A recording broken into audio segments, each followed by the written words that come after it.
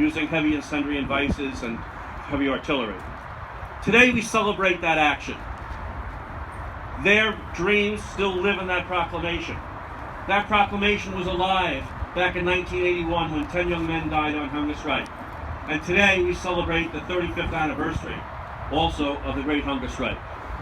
And the conflict that we had when the Irish Republican Army under the Heron was involved from 1969 through 1998, and the peace agreement, we're all hoping that we can find a constitutional and peaceful way forward. Because when all peaceful and constitutional avenues failed to secure national self-determination and due process of law and fundamental fairness, there was no other way forward. So today we come in peace to work for a political solution. And we're reminded by the men that stand in front of us and the women that stand in front of us and the volunteers of 1916 that we come from a rich tradition, a tradition of freedom-loving people who love their faith and love their people. So I'll end with saying, Sasha, Shucky Arla, Happy Easter.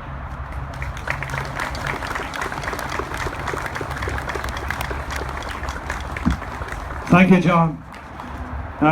Just if anybody wants to hear more of John McGrath, we're having a lecture in Heritage this day, 2 weeks on April the 10th. So if anyone is interested, come along to the Heritage at 5 p.m. on April the 10th, and the Heritage is free admission. John's going to be doing a full lecture on the 1916 Rising, so come along and hear more of John. I'd now like to introduce our main speaker for today. He's no stranger. He is a friend. He's no stranger to us. He's been here many times before. I'd like to welcome Sinn Féin councillor from County Monaghan, Sean Conlon.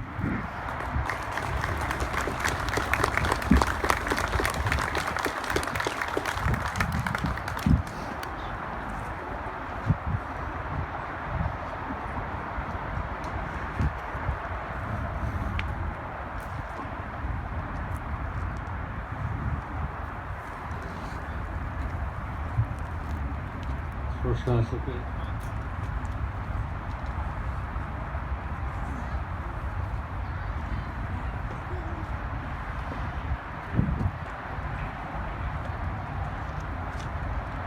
Thank you, Danny, for the introduction. Just to mention, as Danny mentioned, I have been here before. Some of you in the gathering here I would have met over many years.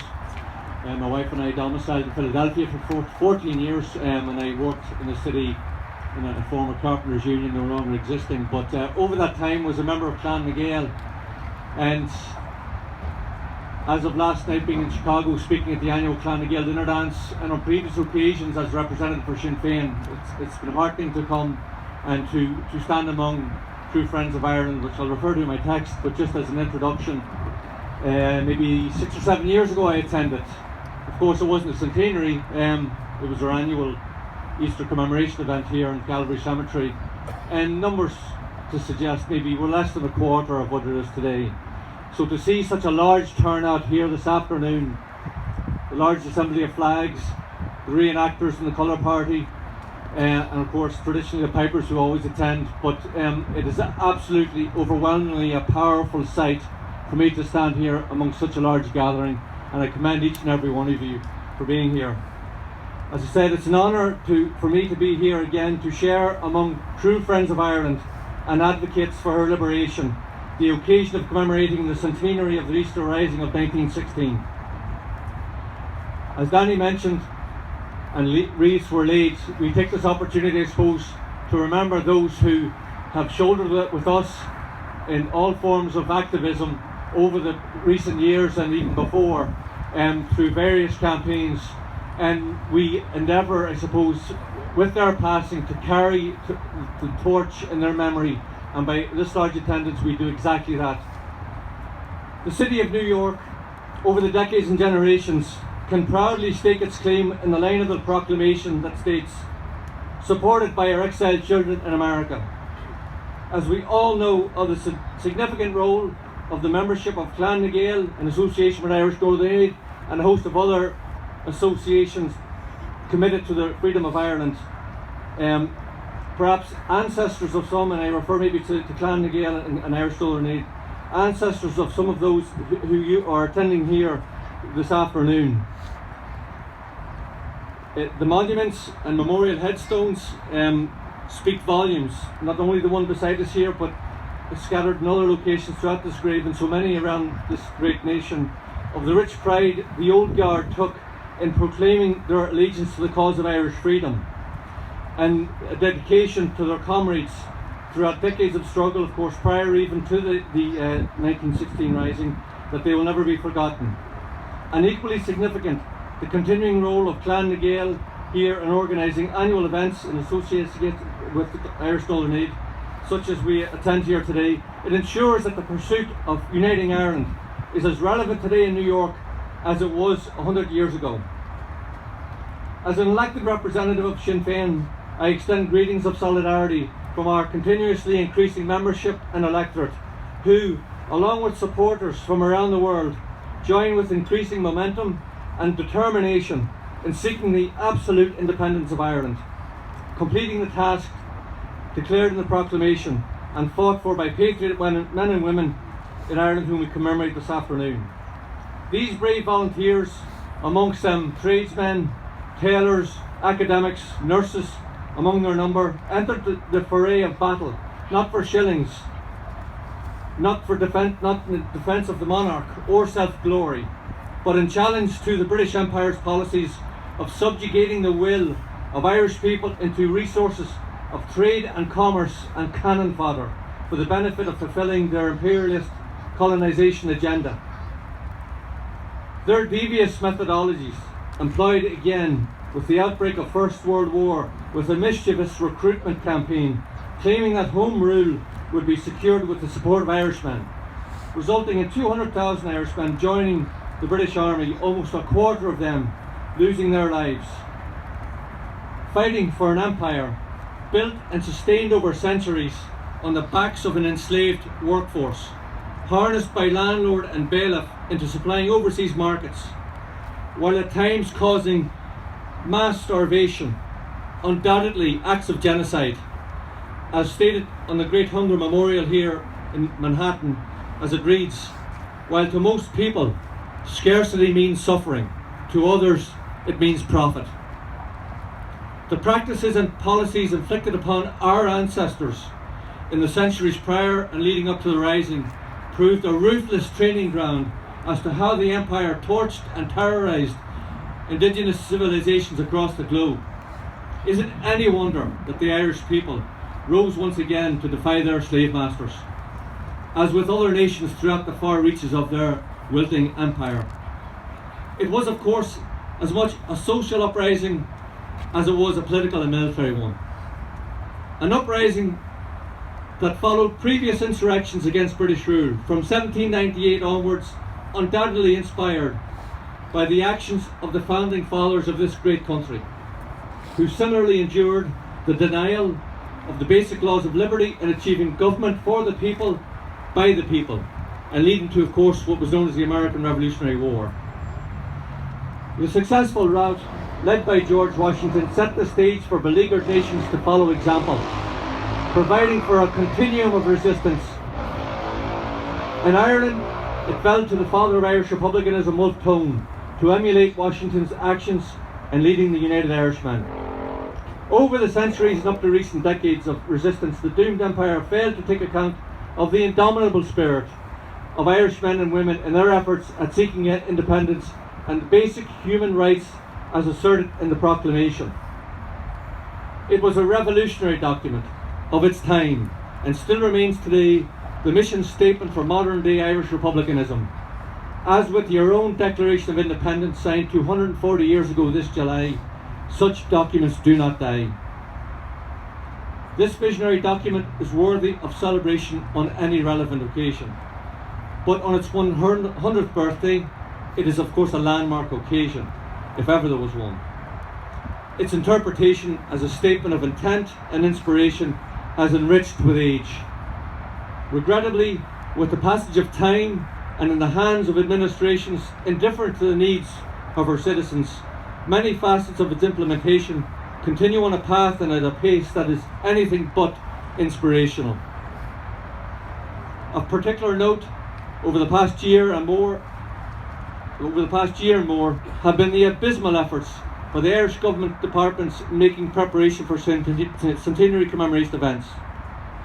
The denial by office holders within officialdom and establishment Ireland in providing for appropriate and relevant acts of remembrance speaks volumes as to how state authorities are determined to create a revisionist narrative in place of historical fact. Instead of recognising the origins of the state and paying respect to the memory of courageous men and women who took on an empire that at that time governed over a fifth of the Earth's population, government ministers and departments hurried themselves in seeking to include British monarchs onto platforms, creating promotional videos featuring enemies of Irish unification, namely such individuals as Ian Paisley, David Cameron and Queen Lizzie herself. Not one mention of Pearse, Connolly or any mention of the Rising. And more recently, despite efforts by developers colluding with city planners to demolish a large swathe of property within Dublin City, recognised by historians as a battlefield site during Easter week at Moore Street, relatives of the heroes of 1916, a formally constituted organisation, secured a High Court victory to have this area of Moore Street preserved after an astonishing 10-year planning debacle that could have been easily resolved many, many years ago. Examples are plentiful, and I could go on at length as to how those in authority would quicker adopt a pro-British storyline to the actual events and tragic outcomes for those attempting to free our country. Truly a case of them suggesting, for fear that they would insult the great and the good of the British monarchy, whatever you do, don't mention the war.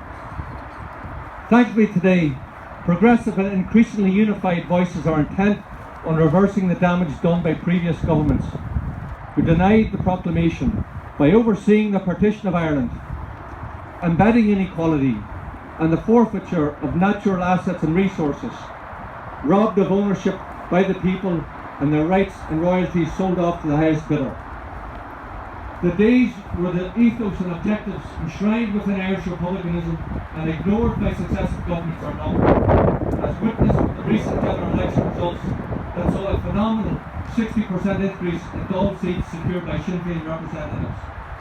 And further to that, the shattering of the dominant hold that Fine Gael and Fianna Fáil have traditionally secured over too many years. Across the island of Ireland, Sinn Féin are now the largest political party. This generation of Republicans are moving forward to build a true republic that will lead citizens and friends of liberty and justice into United Ireland. Within our collective membership, that include former combatants, ex-political prisoners, and I know amongst this audience many of you here as well, policy strategists and elected representatives in tandem with the grassroots activists. Sinn Féin abounds with confidence in conveying sound arguments and proposals towards uniting the island that will serve the interests of all its inhabitants. A statement I feel best expressed in a poem by Bobby Sands, scripted from the confines of the Long Kesh hellhole, titled The Rhythm of Time, in which I'll read only the last two stanzas. It lies in the hearts of heroes dead, it screams in tyrants' eyes. It has reached the peak of mountains high, it comes searing across the skies. It lights the dark of this prison cell, it thunders forth its might. It is the undauntable thought, my friend, the thought that says, I'm right. And when I say uniting the island in the interest of all its inhabitants, it is equality that is at the core of guiding our principles, regardless of race or creed. The latter being particularly divisive, as hostile forces too often dismiss the so-called national question as a sectarian dispute. In the words read from the GPO on Easter Monday, we declare the right of the people of Ireland to the ownership of Ireland and to the unfettered control of Irish destinies. The fulfilment of this declaration is the task ahead for each and every one of us assembled here. To rely on the establishment parties in Ireland will result in another 100 years of partition and failure for our people. It has to be acknowledged